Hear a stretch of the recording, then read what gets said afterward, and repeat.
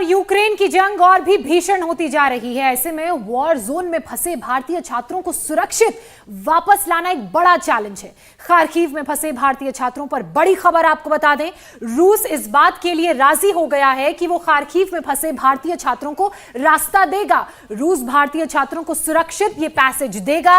भारत में रूस के राजदूत ने कहा है कि रूस भारतीय छात्रों के लिए अपना बॉर्डर खोलेगा, यानी नॉर्थ ईस्ट यूक्रेन के खार्किव शहर में फंसे लोगों को रूस जो पैसेज देगा, उस पैसेज के जरिए इन छात्रों को सुरक्षित यहां से निकाला जाएगा और फिर रशिया से भारत अपने छात्रों को वापस भारत लेकर आएगा। अमित, इस खबर को विस्तार से आप मैप के जरिए जरा समझाइए कि किस तरह से वो पूरा पैसेज मिलेगा, किस तरफ वो पूरा पड़ता है डेमोग्राफिकली। बिल्कुल, हम मैप के जरिए भी आपको ये समझाएंगे कि आखिरकार किस तरह से जब ये जो पैसेज हम देने की बात करें, कहां से जो हमारे स्टूडेंट से बाहर निकल सकते हैं, क्योंकि खार्किव में इस वक्त जो लड़ाई है बहुत ही भीषण है। लेकिन आपको मैप दिखाएं उससे पहले एक और बड़ी खबर बताते हैं, फिर आपको मैप के जरिए हम समझा देंगे आखिरकार वो पैसेज क्या होने वाला है जहां से हमारे फंसे हुए स्टूडेंट्स बाहर निकलेंगे।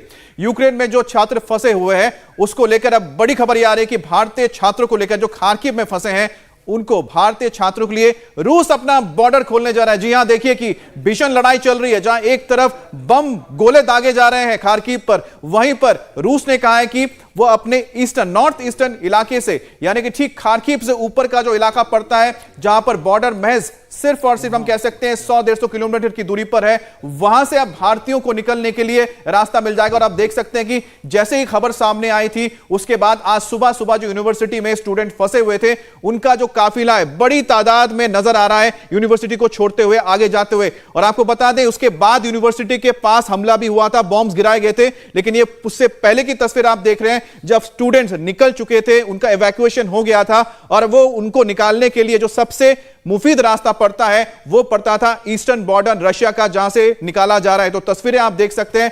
मनीष, जिन स्टूडेंट से आपकी बातचीत हुई थी उन्होंने क्या कहा था उस वक्त आपको? वो सभी के सभी खार्किव में थे और जो आज पहला लॉट निकला है उसमें से करीबन 15 से 20 ऐसे थे जो कि उसमें मौजूद थे।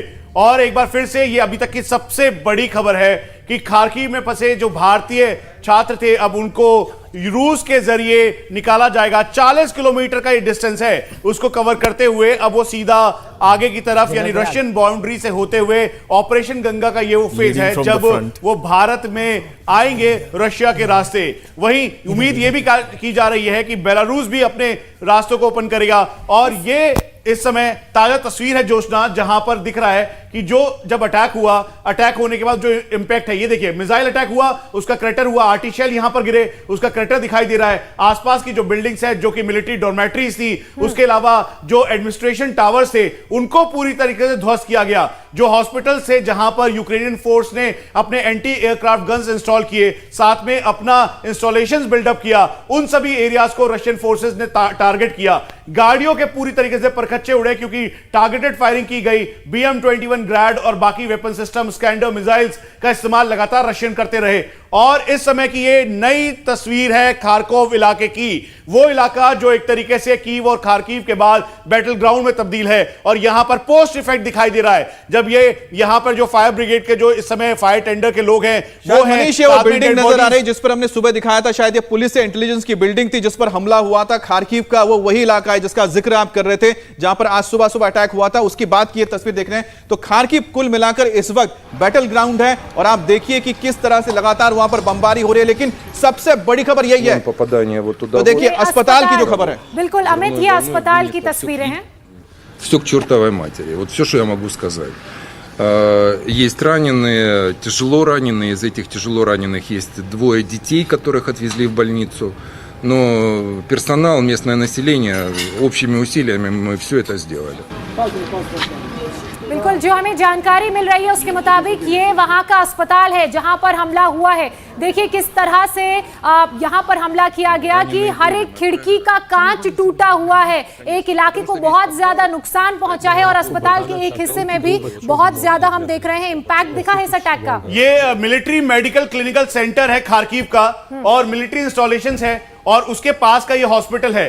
यानी जो मिलिट्री सेटअप, जो इंजर्ड जवान हैं उन सबको यहां लाया जा रहा था और फिर उसके बाद टारगेटेड फायरिंग की गई है। हम आपको यह भी बता दें, जो इस समय आपको यूक्रेनियन फोर्स के सोल्जर्स या सिविलियंस दिखाई दे रहे हैं, वो दरअसल दिखा रहे हैं उस एरिया में कितना डैमेज किया गया और उसकी वजह थी ये एम्बुलेंस के अंदर जो बॉडीज हैं, जो इंजर्ड जवान हैं, उनको लाया जा रहा है। और एक बार फिर से तस्वीरों में, जिसका हम लगातार जिक्र कर रहे हैं कि सेफ पैसेज वहां के छात्रों को अब रशिया देगा, इसका मतलब बिल्कुल क्लियर है। जो भारतीय छात्र इस समय खार्किव में हैं वो जाएंगे। एक बार फिर से उसी मिलिट्री क्लिनिकल जो हॉस्पिटल है उसकी तस्वीर दिखाई दे रही है। आसपास का पूरा एरिया पूरी तरीके से स्कैंडर मिसाइल्स और साथ में जो आर्टी शेलिंग की रशियंस ने, उसकी वजह से तबाह हुआ और फिर वो डैमेज साफ दिखाई दे रहा है। और साथ में आपको बता दें कि जो तस्वीरें आप देख रहे हैं खार्किव की, ये बताती हैं कि आखिरकार कितना जरूरी हो गया था हमारे स्टूडेंट्स को, है ना, भारतीय छात्रों को वहां से बाहर निकालने के लिए। उसके बाद आपको बता दें, कल ही भारत सरकार की ओर से बातचीत की गई थी रशियन एम्बेसडर और यूक्रेनियन एम्बेसडर से। उसके बाद भारत ने रूस के साथ संपर्क साधने के बाद यह तय किया कि भारत के जो स्टूडेंट्स हैं वो रशिया के रास्ते अब आ सकते हैं, क्योंकि रशियन बॉर्डर बेहद करीब है। लेकिन इस वक्त आप जो तस्वीर देख रहे हैं वो ये बताने के लिए काफी है कि कितना बड़ा वहां पर बड़ा मसला अगर खड़ा हो जाता, अगर हमारे भारतीय स्टूडेंट्स वहां रह जाते, किनको वहां पर निकाला गया है। इसमें दो बड़े हॉस्पिटल से, पहला मेडिकल क्लिनिकल हॉस्पिटल और दूसरा प्रीनेटल हॉस्पिटल, और यही वजह है कि इसको पूरी तरह से डैमेज हुआ।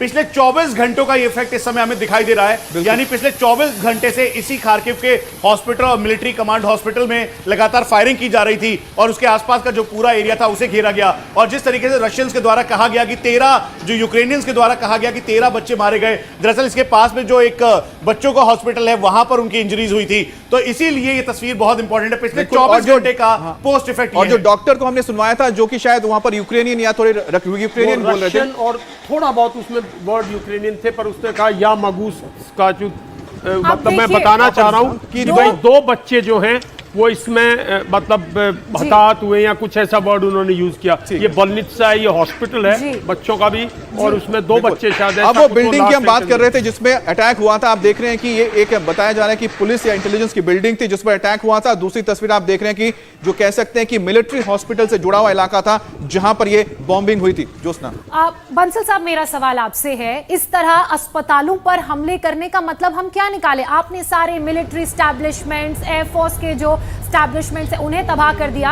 अब जो घायल सैनिक अस्पताल पहुंच रहे हैं, आप एक तरह से मनोबल तोड़ने की कोशिश कर रहे हैं। ये तो अनएथिकल है, मनोबल तोड़ना ही नहीं, अनएथिकल है कि मेडिकल जो सिस्टम है या हॉस्पिटल है उस पर बम्बार्डमेंट बिल्कुल नहीं होना चाहिए।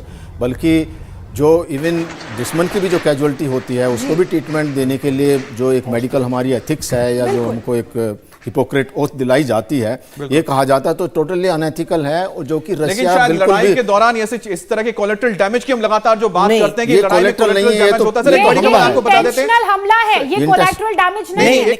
इंडिया टीवी हर वक्त हर जगह डाउनलोड करने के लिए सर्च करें India TV news Google play store या ऐप स्टोर पर।